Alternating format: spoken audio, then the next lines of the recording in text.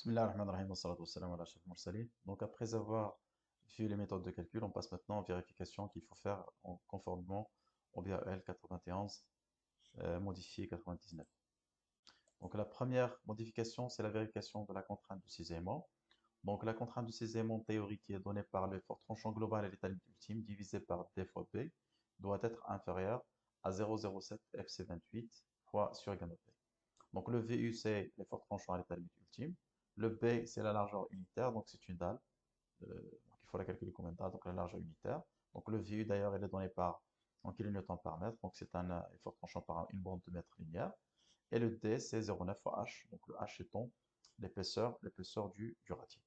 Donc si cette condition-là est vérifiée, donc très bien, donc, on n'ajoute pas des armatures de l'effort tranchant. Sinon, soit on augmente donc l'épaisseur du plancher, donc l'auto-U, donc si cette condition n'est pas vérifiée, donc j'augmente le H. Si j'augmente le H, j'augmente le T. Par conséquent, je diminue le T d'auto-U jusqu'à ce qu'il soit inférieur à cette valeur-là. Donc ça, c'est la première solution. C'est la contrainte de ces éléments n'est pas vérifiée. Ou bien, je peux maintenir cette contrainte-là. Donc, je peux passer en ajoutant donc par l'ajout des armatures transversales. Donc, on va la traiter comme une poutre. Et dans ce cas de figure, la contrainte limite donc de ces éléments doit respecter cette condition. Donc, on est en fissuration préjudiciable puisqu'on est on est dans les radiers, donc c'est une fissuration préjudiciable. La contrainte maximale de ces éléments ne devient pas cette valeur, donc on dépasse à cette valeur-là 0,15 fois FC28 sur gamma B. Donc, c'est le minimum entre ces deux valeurs-là, et 4 mégapascales, multiplié fois un coefficient K. Donc, le coefficient K, c'est le minimum entre 10 fois H sur 3 et 1. Donc, lorsqu'on est inférieur à 30 cm comme épaisseur du radier, ce coefficient-là est inférieur à 1, donc on pénalise davantage la contrainte de cisaillement. Et dès qu'on dépasse 30 cm, le minimum devient 1, donc la contrainte de cisaillement devient uniquement le minimum entre 0,15 et FC28 sur gamma P et 4 mégapascales. Donc ça, c'est la première vérification qu'il faut faire. Il faut la faire avant de calculer quoi que ce soit. Il faut vérifier le cisaillement parce que tout dépend de ce qu'on va faire par la suite. La deuxième vérification, c'est la vérification du non-poissonnement. Donc, la condition de non-poissonnement, elle est justifiée ou bien vérifiée. C'est l'effort à l'état limite ultime, elle est inférieure à cette valeur-là. Donc, 0,045 fois UC fois H fois FC28 sur gamma P. Donc, le H, c'est la hauteur du radier, le FC28, c'est la contrainte caractéristique du béton, le gamma P, c'est 1,5 à l'état limite ultime. Le UC, c'est le paramètre critique. Donc, c'est le seul paramètre qu'on doit calculer. Donc, le UC, ça dépend de la position du poteau. Donc, c'est un poteau central. Donc, c'est cet angle-là. Donc, c'est le paramètre moyen. Donc, ici, nous avons un angle de 45. Et puis, on fait une coupe à la moitié. Donc, on aura H de part et d'autre. Donc, une distance H de part et d'autre. Donc, le périmètre du UC, c'est ce longueur-là, de ce périmètre-là, qui est égal à la petite dimension plus H, parce que nous avons H ici, H et H sur 2 ici. Donc, plus H. Et de l'autre côté aussi, on aura l'autre dimension, plus H sur 2, plus H sur 2. Donc, ça donne H. Donc, le périmètre total, ça donne 2, qui est donc le périmètre du rectangle, plus A, A plus A plus de 2H. Si le poteau est périphérique, donc on diminue donc la longueur, on comptabilise uniquement la longueur qui est à l'intérieur du radier. Donc ça, c'est le calcul du périmètre critique. Et avec ça, on obtient donc toutes les données nécessaires pour vérifier est-ce que le poinçonnement au niveau de tous mes poteaux est vérifié. Donc ce calcul-là doit se faire pour tous les poteaux de mon projet. Il faut vérifier que l'effort global euh, à l'état limite ultime est inférieur à cette valeur-là en prenant en considération l'épaisseur du radier et le périmètre critique qui dépend de H et qui dépend des dimensions de l'élément en question, c'est-à-dire le poteau ou bien le voile. La troisième vérification qu'il faut faire, c'est la portance du sol, c'est-à-dire il faut s'assurer que, tenant compte du poids du radier, tenant compte de toutes les charges de calcul, le poids total, ou bien la contrainte qui est exercée sur le sol doit être inférieure à la contrainte admissible à l'état limite ultime, à l'état limite de service. Donc ici, nous avons des précisions. Il faut ajouter le poids du radier. Donc sur les logiciels de calcul, c'est déjà intégré. Donc le poids propre, il est déjà inclus. Les charges permanentes et d'exploitation en bas du radier, donc sur la partie inférieure.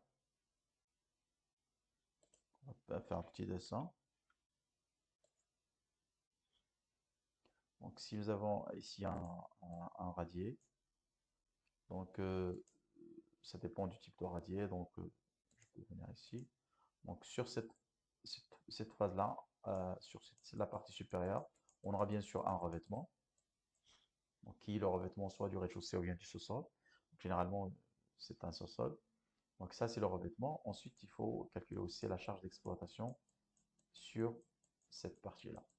Donc en plus du poids propre du radier, il faut ajouter aussi le revêtement, le poids du revêtement, et le poids et la charge d'exploitation qui est due à donc l'excès d'exploitation du bâtiment, vu que ça sera appliqué directement sur le radier. Donc ça, c'est le chargement qu'il faut prendre. Donc on va voir ça en détail dans le calcul, dans les cas pratiques. Donc pour les radiers nervurés, on va le voir. Donc il faut voir les vides. Donc donc dans les radiers nervurés, rapidement, la conception, ça se fait comment? Donc on a des nervures et nous avons une dalle ici. Donc ça, c'est la conception générale d'un radier nervuré. Donc, rapidement. Donc ici, on aura la même chose. On aura un dallage en dessus des nervures. Donc c'est le dallage sur lequel on va exploiter l'autre bâtiment. Désolé pour le dessin. Donc ça, c'est notre dallage. Et sur cette partie-là, il faut remplir avec du sol qui va constituer un coffrage perdu, un coffrage de cette partie-là. Donc il faut remplir par du sol. Et bien sûr, par la même manière, il faut ajouter aussi le poids du revêtement sur la partie supérieure ici, et le poids et la charge donc d'exploitation ici. Donc, dans le cas du radier nervuré, en plus du poids du radier et des nervures, qui est inclus directement par le logiciel, il faut ajouter le poids du sol, donc si nous avons cette configuration-là, plus le poids du dallage, qui est généralement de 13 ou bien 15 cm, ça dépend du type de dallage, est-ce qu'il est industriel ou bien pour l'habitation, et aussi le poids du revêtement et la charge permanente et d'exploitation. Donc le poids du revêtement, c'est la charge permanente, et la charge d'exploitation qui est selon la destination de mon local. Donc ça, c'est les précisions qui sont ici. Donc comme relation générale, la contrainte du sol à l'état limite ultime, donc on fait la vérification de la contrainte à l'état limite ultime à l'état limite de service. Donc le rapport géotechnique nous donne la contrainte à l'état limite de service, et nous avons un rapport de 1,5 entre la contrainte limite du sol à l'état limite ultime avec celle donnée par le laboratoire géotechnique. Donc la dernière précision qu'il faut vérifier, c'est que si la contrainte n'est pas vérifiée, il faut, si la contrainte, après tout ce calcul-là, nous avons constaté que la contrainte totale qui est transmise au sol en bas du radier dépasse la contrainte limite du sol. Donc nous avons deux choix. Donc soit on augmente la largeur, donc on fait un débord supplémentaire si on peut le faire bien sûr. Donc ça dépend de la mitoyenneté du bâtiment. Comme ça, on augmente la surface, donc ça c'est la surface initiale. Et puis on fait un débordement autour de notre radier. On augmente la surface du radier par un débordement. Comme ça, on augmente la surface.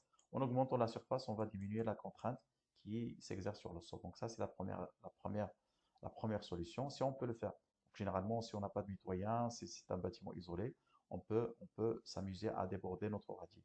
Mais dans le cas où nous avons un bâtiment où on ne peut pas déborder, donc nous avons des mitoyens ici, on ne peut pas déborder, donc la limite du bâtiment elle est fixe.